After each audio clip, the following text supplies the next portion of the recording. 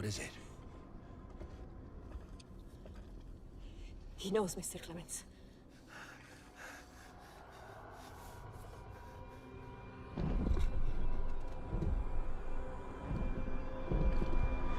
Dear God, it has wings.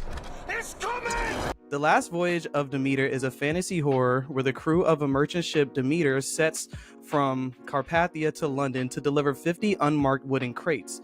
While on their expedition, evil occurrences force the ship crew to discover that they are not alone, as Dracula's unholy presence turns their voyage into a nightmare for survival.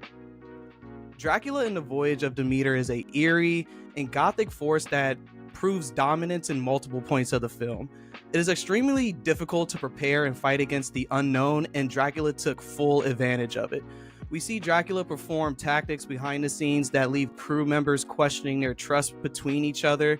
We see him sabotage livestock and essentially prey in a ghoulish and gruesome sense. Each kill for Dracula is bloodier and bloodier, with him fiending for more with each kill. Dracula is played by Spanish actor Javier Botet. We have seen Javier perform in horrors such as The Crooked Man in Conjuring 2, Insidious: The Last Key, It, and many more. Javier is often casted in creature films and is diagnosed with Marfan syndrome, and I quote from Javier, "I have a disease called Marfan syndrome. It makes people skinnier, taller, and very flexible. So I, all my life, was flexible, all my life doing weird tricks and things to enjoy with my friends using very creepy movement." Now, Dracula's look is definitely unsettling and outside of the norm of vampires looking like humans.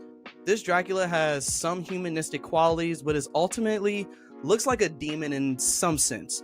From the long wings to the gruel facial structure and creepy movement, we are giving a spine-chilling view of what it's like to be running from a vampire on a charter that you cannot get away from.